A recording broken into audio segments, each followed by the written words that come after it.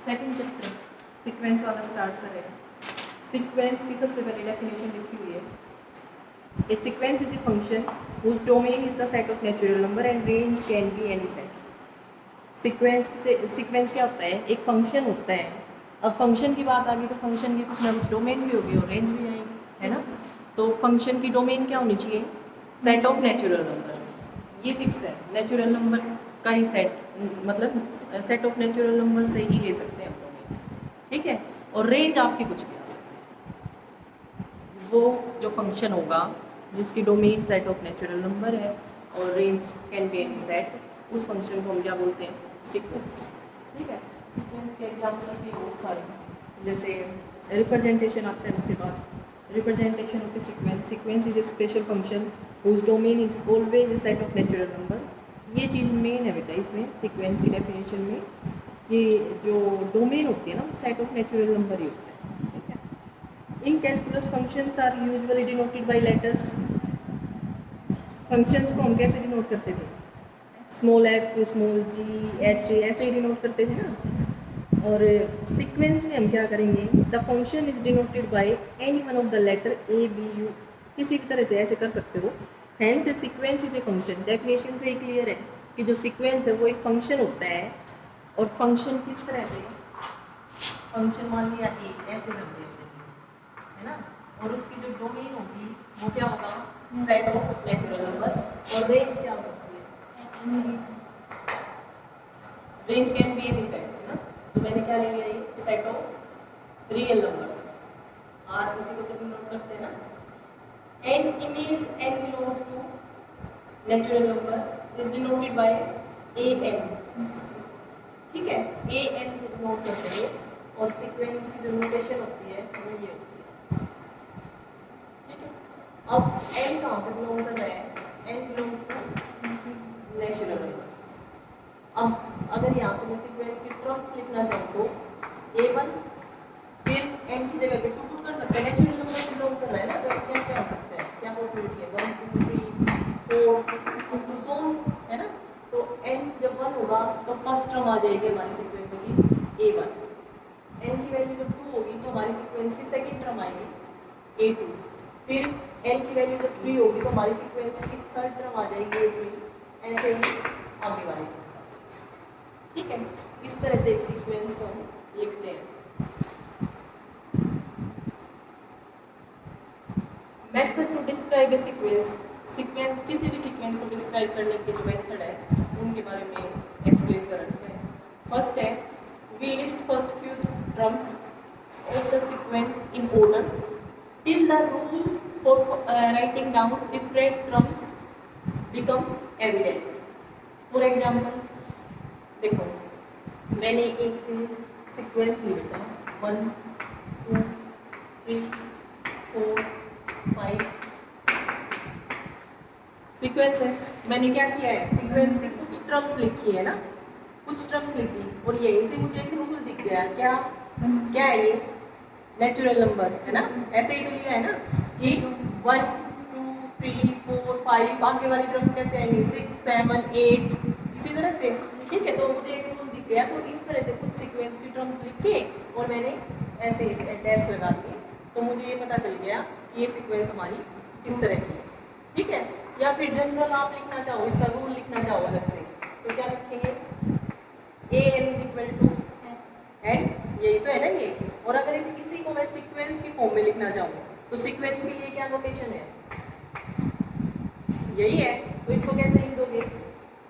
an is equal to n, और जहाँ पर n किस में बिलोंग कर रहा है बेटा? नेचुरल, ठीक है? तो अगर यहाँ पे मैं सीक्वेंस की टर्म्स लिखूंगी तो देखना a n इक्वल यहाँ पे 1, फिर 2, फिर 3, फिर 4, फिर 5 और फिर अप टू 4। यही तो सीक्वेंस थी हमारी। तो एक तो मेथड ये है किसी भी सीक्वेंस को डिस्क्राइब करने का, क्या कि हम उस सीक्वेंस की कुछ टर्म्स लिख देंगे स्टार्टिंग वाली, और अगर उनसे एक रूल हमें दिख रहा है कि हम उसको किस तरह से डिफाइन कर रहे हैं, तो बस 4-5 टर्म्स लिख के छोड़ देंगे, कोई एक सीक्वेंस, ठीक है? जैसे ये है या फिर मैं दूसरी सीक्वेंस लिखना चाहूँ तो कितनी भी बना लो बेटा, 1 4 9 16 25 up to 4। देख गया ना मुझे यहाँ से किस तरह से लिखी गई है सीक्वेंस की टर्म्स। फर्स्ट टर्म है सीक्वेंस की 1 का स्क्वायर 1, सीक्वेंस की सेकंड टर्म कैसे लिखी गई है 4 2 का स्क्वायर, थर्ड टर्म कैसे लिखी गई है 3 का स्क्वायर 4 का स्क्वायर 5 का स्क्वायर अप टू 4। ठीक है, तो सीक्वेंस मुझे रूल पता चल गया ना कि सीक्वेंस की टर्म्स किस तरह से किस रूल से लिखी जा रही है। तो हम क्या लिखेंगे an, सीक्वेंस की जो n है, देखो ये तो पूरी की पूरी सीक्वेंस ही लिख दी उसने, अगर ये लगा दिया ना सिंबल तो इसका मतलब सीक्वेंस लिखी है उसने, सीक्वेंस में हर टर्म है सीक्वेंस। ठीक है, अगर उसने ये लिखा है an तो an का मतलब है बेटा कि इस सीक्वेंस की nth टर्म की बात कर रहा है, एक टर्म है जैसे an। ठीक है, तो nth टर्म क्या होगी इसकी n स्क्वायर, और जहाँ पर n किसमें बिलोंग कर रहा है सेट ऑफ नेचुरल नंबर्स। ठीक है, तो आप लिख सकते हो इससे। तो एक तो मेथड ये है, फिर उसके आगे दूसरा another method of writing a sequence is to give a formula for its nth term। For example, if the sequence an is equal to n square then the sequence an is defined as this। देखो first में तो क्या किया हमने, सिर्फ कुछ terms लिखी है ना, 4-5 टर्म्स लिख दी और वहीं से हमें पता चल गया कि सीक्वेंस के हर टर्म को हम कैसे लिख रहे हैं, यही था। दूसरे में हम क्या करेंगे कि ये लिख देंगे, रूल लिख देंगे हम, रूल लिख दिया तो सीक्वेंस की टर्म्स तो अपने आप ही लिख देंगे। ठीक है, फर्स्ट में क्या है कि we list first few terms of a sequence in order, first few terms लिखी है हमने ऑर्डर में। ठीक है, till the rule for writing down different terms becomes evident। for example, जैसे ये लिख दिया मैंने। ठीक है, ये एक सीक्वेंस है और जिसकी nth टर्म क्या है n। ठीक है, पहला मेथड ये था डिस्क्राइब करने का। सेकंड मेथड क्या है, a sequence is to give a formula for its nth term, मतलब nth टर्म के लिए फॉर्मूला दे दिया, जैसे मैंने ये लिख दिया पहले। ठीक है, nth टर्म के लिए फॉर्मूला दे दिया। अब उसके बाद हम क्या करेंगे कि सीक्वेंस की टर्म्स को लिख सकते हैं, अगर फॉर्मूला ही आपके पास तो लिख सकते हो। देखो मान लिया मैंने दे दिया ये कि an is equal to 1/n और n बिलोंग कर रहा है नेचुरल। ठीक है, ये तो मैंने दी थी nth टर्म पर, अगर मैंने n की वैल्यू बता दी तो इसका मतलब मैं सीक्वेंस की सारी टर्म से लिख दूँ। ठीक है, समझ गए? तो ये लिख दिया बेटा मैंने, इसका मतलब कि ये रूल पता चल गया मुझे, ये रूल है, इस रूल से हम सीक्वेंस की हर टर्म को लिख सकते हैं, है ना। तो सीक्वेंस की अगर मैं टर्म लिखूंगी तो a1 a2 a3 a4 up to 4 is equal to किसके इक्वल आ जाएगा यहाँ से। देखो सबसे पहले n की वैल्यू 1 पुट करेंगे तो 1, फिर 2 पुट करेंगे तो 1/2, फिर 1/3, फिर 1/4 अप टू 4। ये आ गई सीक्वेंस। ठीक है, तो अगर रूल पता चल गया हमें तो सीक्वेंस की सारी टर्म्स लिख दें। क्लियर? सेकंड मेथड था ये, किसी भी सीक्वेंस को डिस्क्राइब करना। और थर्ड क्या है, to describe a sequence is to write first few terms and then give a rule for obtaining its other terms using the preceding terms. क्या करेंगे, कुछ टर्म्स तो हम लिख देंगे 1 2 3 जितनी भी, कुछ एक टर्म लिखी, फर्स्ट फ्यू टर्म्स लिख दी। उसके बाद क्या करेंगे कि एक रूल लिखेंगे। उस रूल में क्या होगा कि जो पहली वाली टर्म्स आपने लिखी है ना 2 3 या 1 जितनी भी, उनका यूज होके आगे वाली टर्म्स निकल जाए। ठीक है, थर्ड मेथड ये है आपका किसी भी सीक्वेंस को डिस्क्राइब करने का। देखो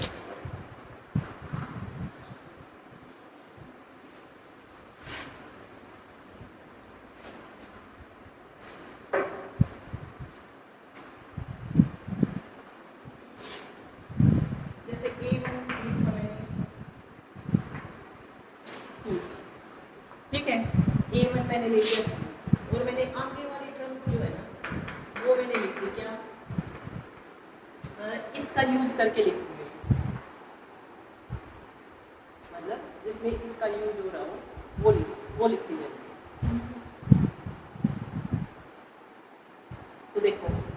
मैं लिखूंगी बच्चों an प्लस 3 लिख दो, और कुछ लिखना चाहो और भी बता दूंगी आपको।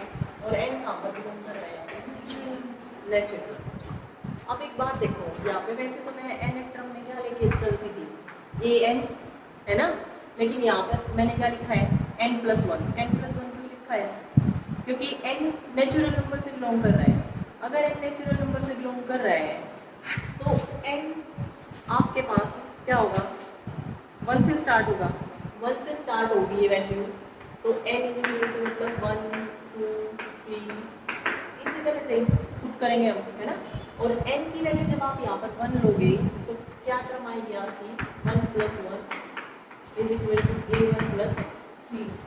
समझे? ये आ गई a2। तो a1 तो उसने पहले दे दिया ना आपको अलग से, इस रूल से थोड़ी ना दिया है उसने, नहीं उसने अलग से डिफाइन किया है फर्स्ट टर्म को, तो फर्स्ट टर्म तो अलग से दे दी और बाकी की टर्म्स इसकी हेल्प से निकाल रहे हैं हम, ऐसे ही कर रहे हैं ना। तो अगर यहाँ पर मैं n लिख देती हूँ बच्चों, तो n लिखती तो यहाँ पर क्या आता आपके पास a1 है ना, बट a1 की वैल्यू तो उसने दे रखी है हमें पहले, तो इसलिए हमने यहाँ पे क्या लिया है n प्लस 1। तो यहाँ से आ गई a2 क्या आ जाएगा, a1 की वैल्यू है 2 प्लस 3 क्या वैल्यू आ गई 5। फिर मुझे निकालनी है थर्ड टर्म कैसे निकलेगी, थर्ड टर्म a3 है ना, a3 और a3 क्या होता है a2 प्लस 1, या यहाँ से भी देख सकते थे आपने 1 पुट कर दिया, आप 2 पुट करोगे है ना, इज इक्वल टू किसके इक्वल आएगा a2 प्लस 3।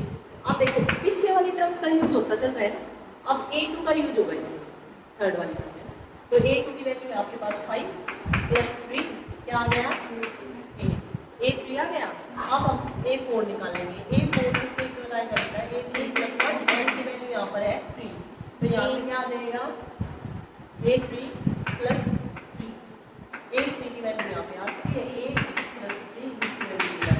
तो हम सीक्वेंस की टर्म्स को लिख सकते हैं किस तरह से, देखो फर्स्ट टर्म है 2, सेकेंड टर्म हमारी आई है 5, थर्ड टर्म आई है हमारी 8, फोर्थ टर्म आई है 11, अब 2।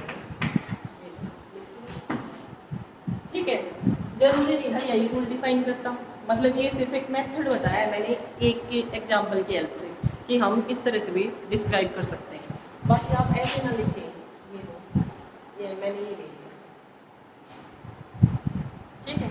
अगर 4an लिया तो 4an लेके चलोगे आप, तो यहाँ से क्या आएगा a2 किसके इक्वल आएगा बच्चों 4a1 और 4 इंटू 8, ऐसे ही आप a3 निकालो, a3 4a2 के इक्वल आएगा 4 इंटू 8 32, ऐसे ही आगे लिख लो, ठीक है। तो ये मेथड थे आपको, आप किसी भी सीक्वेंस को अगर डिस्क्राइब करोगे तो ये मेथड थे आपकी किसी सीक्वेंस को डिस्क्राइब करोगे।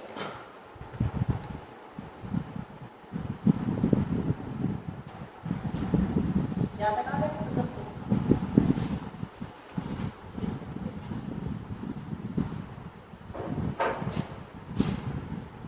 कुछ एग्जाम्पल्स दे रखे हैं, देखो फर्स्ट दिया an is equal to n factorial, ये दे दिया, तो इसके हेल्प से आप सीक्वेंस लिख सकते हो। डोमेन क्या होगी set of natural numbers, set of natural number है तो a1 a2 a3 a4 up to 100, यही है सीक्वेंस।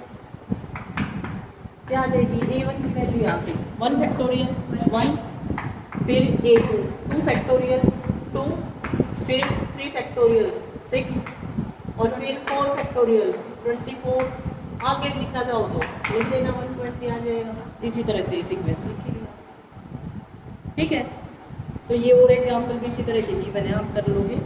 उसके आगे आता है range of a sequence, range of a sequence the set of all distinct terms of a sequence an is called the range of a sequence. हम इसको यहाँ से a1 की वैल्यू तो यहाँ से आ गई -1, फिर a2 की वैल्यू जो हमने निकाली तो -1 का स्क्वायर इंटू 2, ये आ गई हमारे पास 2, फिर a3 की वैल्यू निकाली तो -1 का क्यूब इंटू 3, तो ये आ गया -3। ऐसे ही आप A4 की वैल्यू निकालोगे तो प्लस का 4 आ जाएगा, अब 200 ये आ गया। ठीक है, तो इसका भी रेंज सेट अगर आप लिखना चाहते हो तो लिख दोगे। ये लो, क्या आ जाएगा रेंज सेट?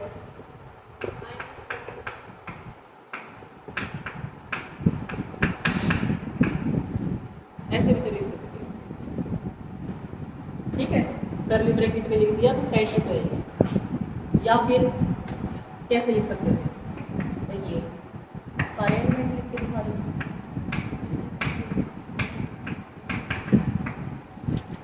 ये ठीक है, तो ये था आपके पास रेंज सेट। अब रेंज सेट में बेटा ये तो मैंने सारे डिस्टिंक्ट एलिमेंट वाले बता दिया आपने ना। अब एक सीक्वेंस और लेके चलते हैं, ये सीक्वेंस है, इसमें क्या किया मैंने, an is equal to -1 raise to power n, ये सीक्वेंस ली है। ठीक है, इसकी टर्म्स ऐसे ही लिखी जाएंगी, a1 a2 a3 a4 up to so on is equal to, अब a1 की क्या वैल्यू आएगी बेटा यहाँ से, -1 की पावर 1 -1, फिर a2 की क्या वैल्यू आएगी, -1 का स्क्वायर 1, फिर a3 की वैल्यू -1 का क्यूब -1, फिर 1 अप टू 4। अब देखो एक बार इसमें एक सीक्वेंस की जो टर्म्स हैं वो किस तरह से आ रही है, -1 1 -1 1 -1 1 है ना। तो डिस्टिंक्ट टर्म तो दो ही है, -1 और 1 है ना। तो जो रेंज सेट लिखा जाएगा इसका, इस सीक्वेंस का, जो ये सीक्वेंस है ना, इस सीक्वेंस का जो रेंज सेट आएगा वो क्या आएगा बच्चों, -1, ये हो गया रेंज सेट इस सीक्वेंस का, इस वाले आ गया समझ। ये होता है रेंज सेट की डेफिनेशन थी। उसके बाद आता है sequence an always has an infinite number of terms but the range set of a sequence may have a finite number of elements।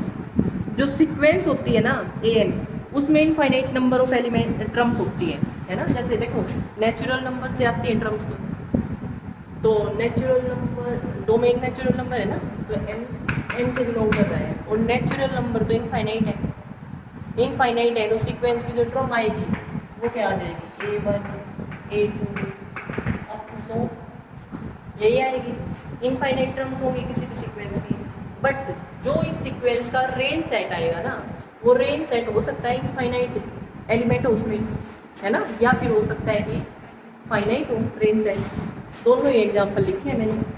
ये कैसा एग्जाम्पल है, रेंज सेट कैसा है इसका, इनफाइनाइट, और इसका रेंज सेट कैसा है, फाइनाइट। ठीक है, फिर सेकंड दे रखा है two sequence an and bn are equal if and only if an is equal to bn for all n। दो सीक्वेंस है आपके पास an और bn, मैं कह रही हूँ कि दोनों की दोनों इक्वल है, तो दोनों इक्वल कब हो सकती है, जब दोनों की हर टर्म इक्वल है।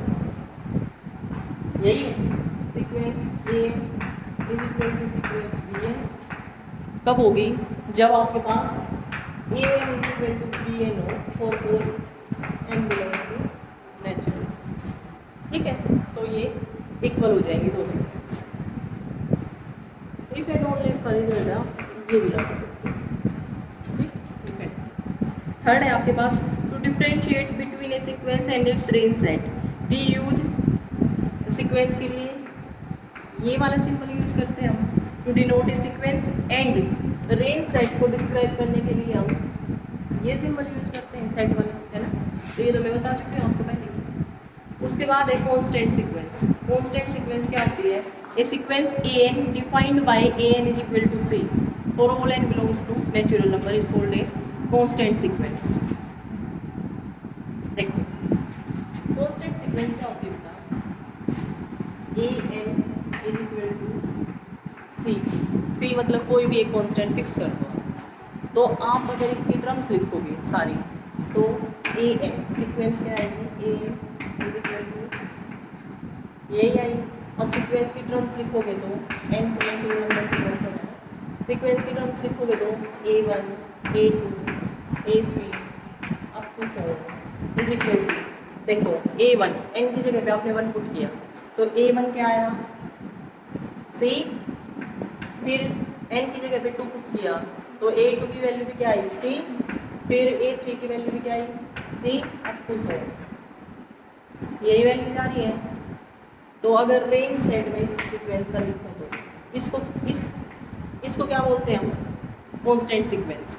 और कांस्टेंट सीक्वेंस के रेंज सेट की बात करूँ अगर तो क्या आएगा, डिस्टिंक्ट एलिमेंट, देखो हाँ सी है ना, डिस्टिंक्ट एलिमेंट्स इस सीक्वेंस के, तो सिर्फ एक ही है, तो ये आ गया रेंज सेट। कैसा सेट है ये, फाइनाइट और साथ में एक ही एलिमेंट है तो सिंगलटन सेट, ठीक है। तो कांस्टेंट सीक्वेंस का जो रेंज सेट होता है वो सिंगलटन सेट होता है। और यहाँ पे देखो ये तो सी एक मतलब जनरल बता दिया उसने, अगर और लिखना चाहो आप कांस्टेंट सीक्वेंस तो ये लो 1 1 1 सारी टर्म्स ये कांस्टेंट सीक्वेंस, ठीक है। ऐसे ही आप कुछ भी ले लो एक कांस्टेंट, कोई भी एक कांस्टेंट लेके कितनी भी सीक्वेंस बना सकते हो। उसके बाद नेक्स्ट आता है बाउंडेड एंड अनबाउंडेड सीक्वेंस।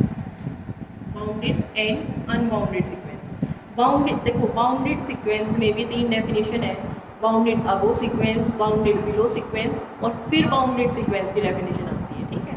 तो बाउंडेड अबो सीक्वेंस सबसे पहले करते हैं हम।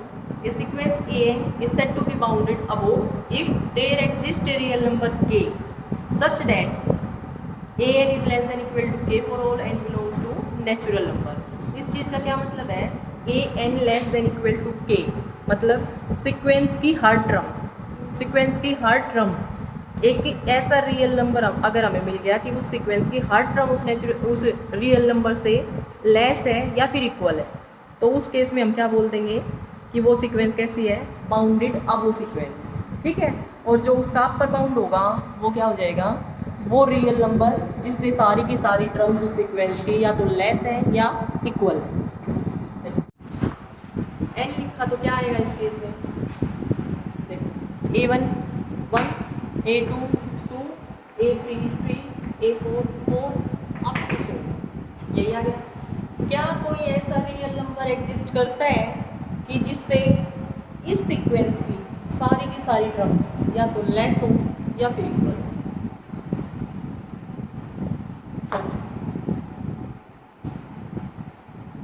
देखो एक और एग्जांपल देती हूँ इस पे बाद पे, इसमें इस एग्जांपल पे आते हैं अभी, इससे पहले एक और एग्जांपल देती हूँ मैं आपको। an is equal to 1/n, n belongs to natural, एक ये लिया मैंने, ठीक है। इसके अकॉर्डिंग टर्म्स लिखे अगर हम तो an सीक्वेंस की जो टर्म्स आएंगी वो 1 1/2 1/3 1/4 अप टू 4 ऐसे ही आएंगे टर्म्स।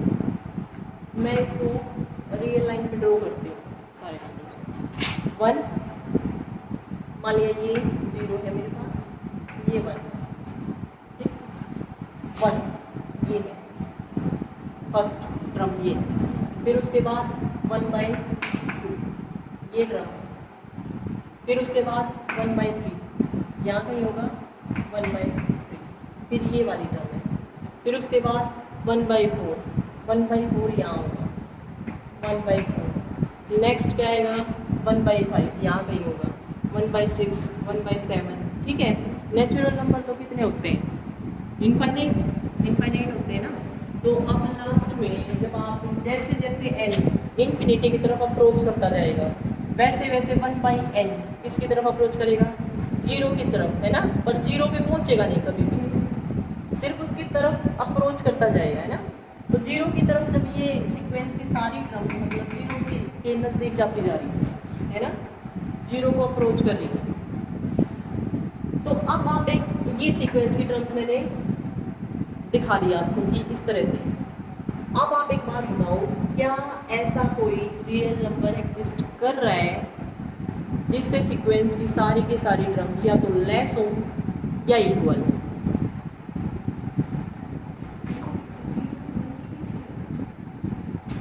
पूरी रियल लाइन में बेटा कहीं पर भी कोई भी एक नंबर बता दो मुझे, एक ऐसा रियल नंबर बता दो कि जिससे कि सारी की सारी सीक्वेंस की टर्म्स क्या हो, या तो लेस हो या इक्वल।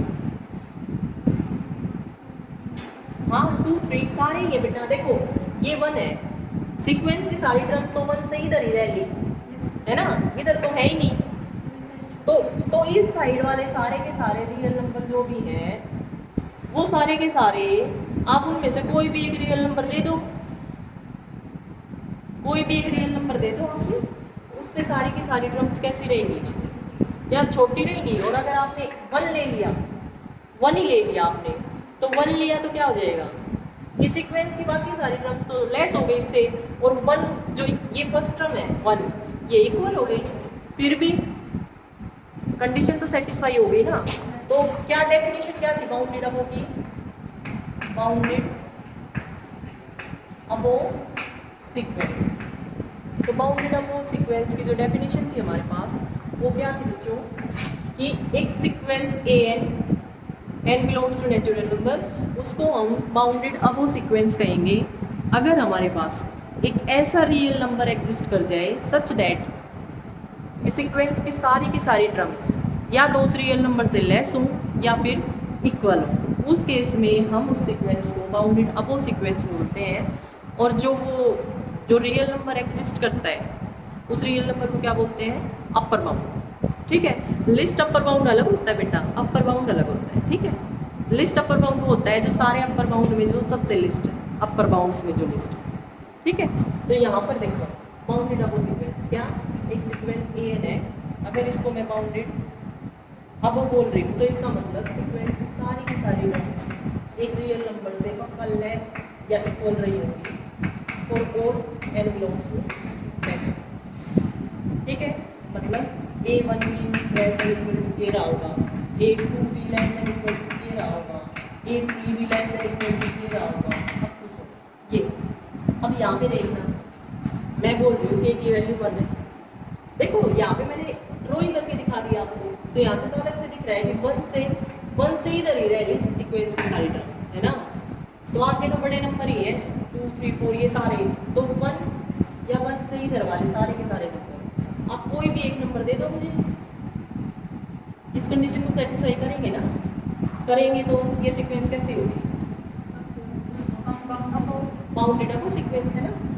यहाँ से अगर मैंने लिया k की वैल्यू 1, k की वैल्यू मैंने दी 1, k की वैल्यू अगर 1 होगी तो देखना a1 की क्या वैल्यू है बच्चों आपके पास 1 इक्वल टू 1 हो गया ना, तो इसको मैं ये भी तो लिख सकती हूँ 1 is less than equal to 1। ठीक है, तो हो गई कंडीशन सेटिस्फाई है।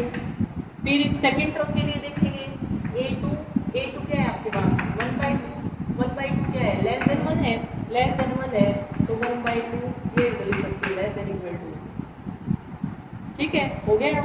ऐसे ही 1/3 भी लेस देन इक्वल टू 1, 1/4 भी less than equal to 1 up to so on, सारी मतलब लास्ट में ये लिख देना an is less than equal to a is less than equal to 1 for all n belongs to natural. ठीक है, तो फिर ये सीक्वेंस कैसे बनती है बच्चों, ये वाली सीक्वेंस बाउंडेड अबो सीक्वेंस। और 1 क्या हो गया इसका लिस्ट बेटा, हाँ लिस्ट अपर बाउंड बनेगा वैसे तो, पर लिस्ट अपर बाउंड की डेफिनेशन मैं बाद में बताती हूँ आपको, पहले तो अपर बाउंड बन गया ये ना। अगर कोई बच्चा बोल देता कि मैम मैंने यहाँ से 2 ले लिया, k की वैल्यू मैंने 2 ली,